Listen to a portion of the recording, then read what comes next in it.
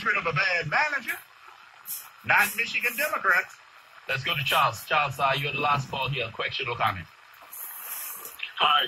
When you talk about the last election for president, we forget that Hillary Clinton nationally did win the popular vote. It was the Electoral College. Yeah, we don't want to go into the minutia of that. We're here in Michigan where Hillary Clinton lost and became the first major candidate to lose in so many years, right?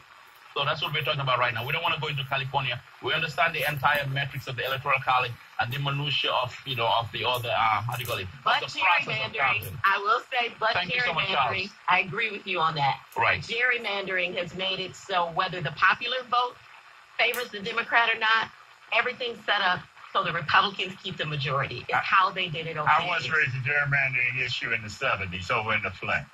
Then the problem was white Democrats who were gerrymandering the black vote so that the districts were always safe for a white Democrat. Yet gerrymandering's been alive and well for many years. And the Republicans on the part of both parties. Yeah, we had to deny the black vote to liberal Democrat in the Flint area, Mark Clodfelter, to make our point. Then they carved out a district safe for a black candidate to win. That became Floyd Clark.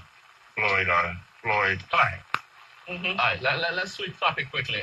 Detroit Mayor Mike Duggan is headed to Harvard University School of Business together with Jamie Dimon, the chairman of Chase Bank, or the CEO of Chase Bank, to speak about rebuilding a city. When I read it yesterday, of course, I thought it was very interesting, and I'm obviously be interested to hear. I would hold my assessments. I would be interested to hear what the mayor has to say when he speaks at Harvard University Business School about rebuilding a city.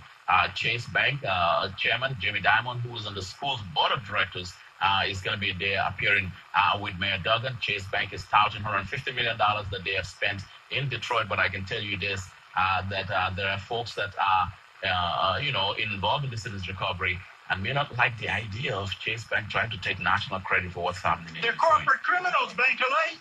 Go ahead, Sam. Chase Bank is a corporate criminal.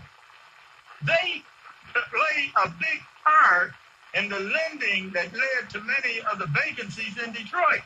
It led to the demolition scandal of the Duggan administration.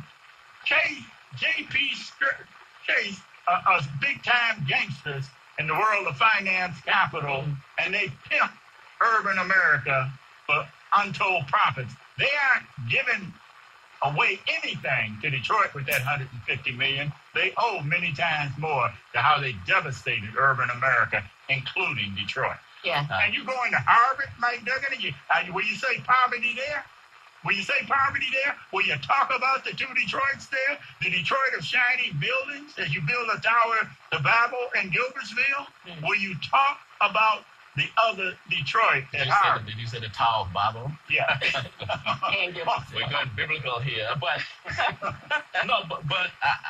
I'm interested to see the presentation here. But again, Chase Bank was part of. In fact, they paid $14 billion or more in a settlement with the Justice Department under Eric Holder for their role in the mortgage crisis here. But this will be interesting. The mayor is speaking about rebuilding the city, and there are lots of things happening in the city. Four kids get shot every other day. Somebody's getting shot, and again, like I said before, depending on what side of town you're in, you could get taken out in a minute.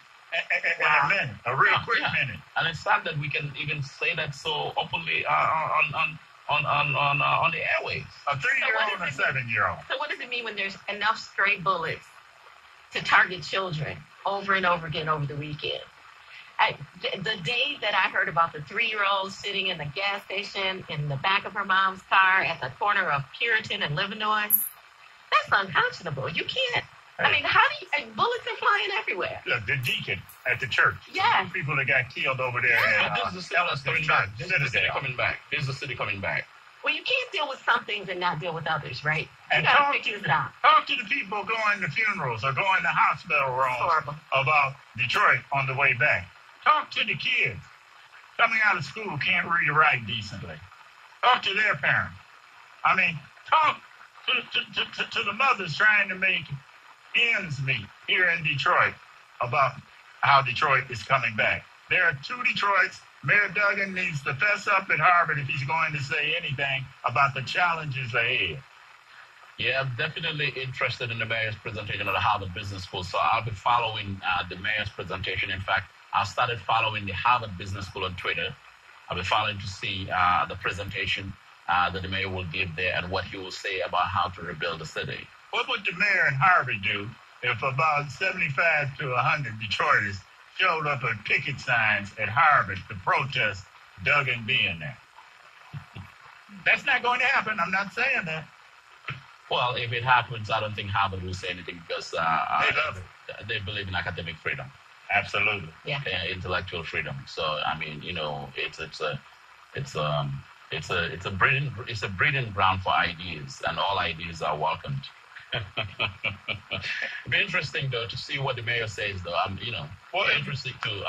It'd be interesting because again, are you going to deal with the reality?